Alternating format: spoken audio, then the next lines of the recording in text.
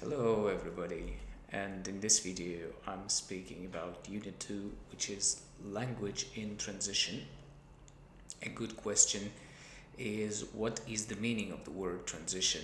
And I think that the best synonyms are development, change, and also variation. It can also be some kind of a movement. Only 1 hour and 45 minutes given to cover the task here. It consists of 2 sections, and you are always considering some kind of a variation. In a separate video, I will explain in detail what should be considered a variation and the standard. For the moment, let's take a look at the tasks. So section A should be a comparative descriptive essay. In this past paper, we were given Nigerian English, so the task goes explore the connections between this dialect and standard forms of English. So we're evaluating the differences and similarities between the variant, which is the Nigerian English, and the standard forms of English, which you can call the Queen's English in short. Also, we have to refer to the language frameworks that were introduced before and also will be used in Unit 3. What are these? We have phonology, morphology, lexis, syntax, and discourse.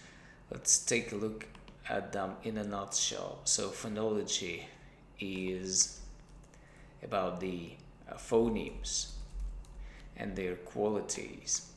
Let us consider the objects for each of them. So morphology is word structure or formation. So word formation. Lexis is lexical units, which are words, and also their meaning. Syntax is about word combinations, and so it is a part of grammar, just like morphology. So morphology and syntax should go together. When we speak about syntax, this is word combinations and sentences. When we speak about discourse, we should consider the message as a whole, the whole context, let's say, and the message. This is, roughly speaking, what should be done when we consider the language frameworks and levels as in the task. So this one, once again, in my take, should be in a form of a comparative descriptive essay, because this is the way to present these differences in relation to each of these language frameworks. So this is section A. Now we'll move on to section B. Section B, in my opinion, is pretty tricky. Not only is the task not really clear in terms of what should be written there exactly, but also you need to cover the rest of the material. In section A, you're covering only one text. It is text A, which you should refer to, and here you deal with all 3 or 4, I believe, is also given, but I'm not sure. So here it is 3 texts. With all 3 texts in the source booklet, what are we writing? We are writing a discursive essay here. What is the discussion? How the variety of English in Nigeria reflects the development of English across the world. So our field is the development of English. Let's put it in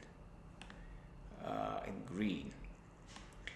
So we're speaking about the development of English across the world, which is a more global thing, not only about the movement but also about the content and the functions. It is still about the Nigerian, of course, the Nigerian English, about the same variety.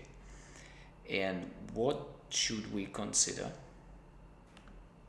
Bullet point 1 is the contexts in which the variety of English is used, which means that we consider the context of the source materials given. Bullet point number 2, other influences on this variety of language. So it is influences. Usually here we mean that there may have been other languages that influenced this particular variation, or some social, historical, and other factors that impacted it in some way. And bullet point number 3, how the role of English as an international language is reflected in the texts. So it is the role, the international role, so role as an international language. Usually here you really need to consider the functions that a language can perform. Let's just take a couple of them just to have an example. For instance, English as an international language is definitely the language of the media. So media, internet, and a lot of entertainment. It is also one of the main languages in politics, and so on and so forth. If we take such organizations as the United Nations and other. So here, as I've said before, we're writing a discursive essay, which is we need to present the points and give proof to them. And we're proving that the language is developing across the world, and the Nigerian dialect in particular reflects it as one of the examples. So in terms of markings, you receive 25 points for section B, and I believe you receive the same number, yes, 25 points for section A. So 1 hour and 45 minutes to receive 50 points here. I think it should be enough for a quick review of what should be written down in Unit 2, which is Language in Transition. Thank you very much for your attention, and I see you in the next one. Bye bye.